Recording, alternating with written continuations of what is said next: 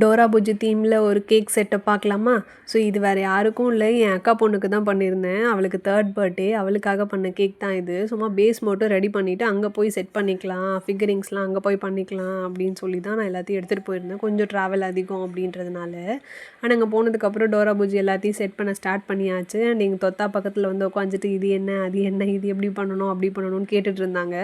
அவங்களுக்கு எல்லாத்தையும் அதை எக்ஸ்பிளைன் பண்ணிவிட்டு, மேடம் இதை செட் பண்ணி முடிச்சதுக்கப்புறம் குட்டி மேடம் ரொம்ப ஹாப்பி ஆகிட்டாங்க. அவங்களுக்கு அந்த டோரா புஜ்ஜி இப்போ ரீசெண்டாக ரொம்ப பிடிக்க ஆரம்பிச்சிருக்கு. அந்த பேக்லாம் பார்த்து ரொம்ப எக்ஸைட்மெண்ட்டாக இருந்தாங்க. அண்ட் இப்போ தான் டோரா புஜ்ஜிக்கு ட்ரெண்டு வந்திருக்குன்னு நான் நினைக்கிறேன். முன்னாடிலாம் லைக் கோகோ மெலன், யாரை கேட்டாலும் கோகோ மெலன் வேணும், இல்லை மாஷா பியர் வேணும், சுட்டி கண்ணம்மா வேணும், யூனிகார்ன் மெயினாக அது ரொம்ப ட்ரெண்டில் இருந்துச்சு. இப்போ தான் டோரா புஜ்ஜிக்கு கொஞ்சம் ட்ரெண்ட் வந்திருக்கு. நான்லாம் சின்ன வயசாக இருக்கும்போது எனக்கு பிடிச்ச கார்ட்டூன்னா Mister Bean, Stuart Little, Power ரேஞ்சர்ஸ்லாம் சொல்லுவேன். உங்களுக்கு என்ன சின்ன வயசில் கார்ட்டூன் பிடிக்கும்னு கீழே கமெண்ட் பண்ணுங்கள். நான் அங்கேயே டின்னர்லாம் கம்ப்ளீட் பண்ணிவிட்டு கேக்லாம் டேஸ்ட் பண்ணிவிட்டு சூப்பராக இருக்குன்னாங்க. அண்ட் எங்கள் அம்மா அவள் கூட கொஞ்சம் நேரம் விளையாடிட்டு இருந்தாங்க. அண்ட் கடைசி வரைக்கும் நான் அந்த கேக்கில் செட் பண்ணி வச்சுருந்த அந்த ஃப்ளாக்ஸ் போல் அவள் கீழே வைக்கவே இல்லை. அவள் கடைசி வரைக்குமா வைக்கல, அதை கையில் பிடிச்சிட்டே இருந்தா. சரி பத்திரமா பார்த்துக்கோ, நான் அம்மா கிட்ட சொல்லிவிட்டு நாங்கள் கிளம்பிட்டோம். அண்ட் உங்களுக்கும் இதே மாதிரி கேக் வேணும்னா எனக்கு காண்டாக்ட் பண்ணுங்கள்.